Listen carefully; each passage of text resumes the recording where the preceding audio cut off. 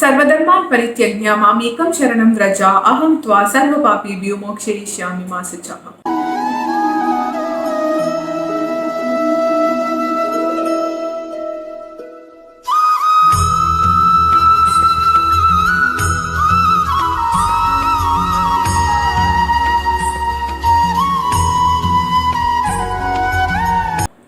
Hello everybody, welcome back to my YouTube channel. This is Amrita. In our last episode, we saw what happened during the 1st to the 10th day of the Great Mahabharat War. Before we carry on with the 11th day, do subscribe to my channel if you haven't and press the bell button. On the 10th day, after the great Bhishmacharya fell off the chariot, he could not take part in the war. His part was over. He was just waiting for the first day of Uttarayana so that he could carry on his soul to the next birth or to peace wherever he belongs to. After that happened, it was now decided that Dronacharya would head the entire Kaurava army. Dronacharya would be the army general, and the entire army was led by Dronacharya. Dronacharya planned to capture Yudhishthira alive as a captor so that he could talk and bargain for his brother's life with the Pandavas and they could win the war that way. So here Duryodhana and Dronacharya's main aim was to capture Yudhishthira alive. There was a severe blow to the Kaurava army and Dronacharya could not carry on as per his plan. On the 13th day, still Dronacharya's main aim was to capture Yudhishthira alive. So they all diverted Arjuna elsewhere with a lot of other people to handle, and Arjuna was fighting battles with them. They mainly targeted Abhimanyu. Chakravyuha was a formation that was formed in a form of chakra where a single warrior would have to go in, break in against all the other warriors of the opponent kingdom, go in, defeat them and then come out of the formation. That was Chakravyuha. Now when Subhadra, wife of Arjuna, was pregnant with Abhimanyu in her, Lord Krishna had told the entire story of Chakravyuha and had recited to the mother and the child in the womb as to how to get in, break in the Chakravyuha and defeat all the warriors. But he had not told the technique and the method to come out of the Chakravyuha formation. So now Abhimanyu was also a very, very young boy, I guess at the age of 19 or something. He was very talented, extremely sharp, very, very quick and was a great Kshatriya warrior. So the Kauravas wanted to finish him off first so that he would stop attacking them. So Jayadratha, with the help of Karna and everybody else, formed a Chakravyuha. Abhimanyu, like a great warrior, very casually, all alone, broke in the Chakravyuha formation, went inside, but he didn't know the technique and the method to come out of it.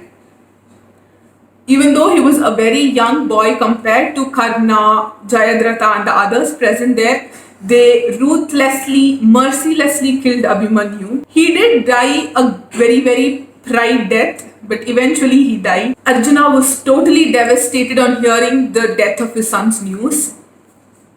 That night, he vowed to kill Jayadratha by sunset the next day, and if he did not succeed in doing so, he vowed that he himself would go and sacrifice himself in the fire. So on hearing this, all the Kauravas planned to somehow keep Jayadratha safe so that Arjuna would die himself.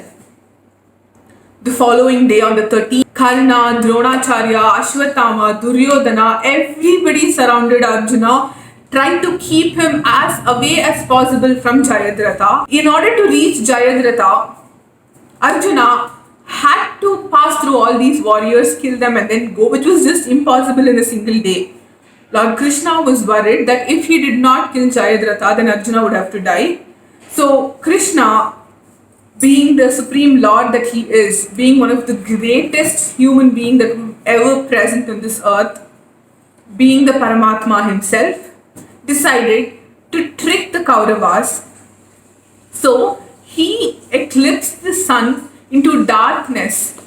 So everybody thought that it was sunset. but actually Krishna had just covered the sun. But according to everybody's point of view, it was sunset, so it was safe for Jayadratha to come out. As soon as he came out, Arjuna blew arrows and his head just shattered into pieces. Immediately after that, the sun again became very clear and everybody could see the sun again. And Krishna removed the eclipse from the sun and it was daylight again. They were all deceived by this and Duryodhana felt very, very furious. Ghatotkacha was the son of Bhima. He attacked the Kaurava army very, very powerfully and a lot of lives were lost due to his attack. So Duryodhana requested Karna to kill Ghatotkacha using the Vasuki Astra that was given by Lord Indra. That weapon could only be used once. Karna had to use it in order to save the other Kaurava army. Ghatotkacha eventually died that day. On the 15th day of the war, the Pandava army decided to kill Dronacharya. So Bhima killed an elephant that was named Ashwatthama. Dronacharya's son was also called Ashwatthama. As soon as Bhima killed Ashwatthama, he shouted happily telling, "I killed Ashwatthama." Dronacharya on hearing this was just shocked and he could not believe that Bhima would have killed his own son. Dronacharya mistook the elephant Ashwatthama to be the son Ashwatthama.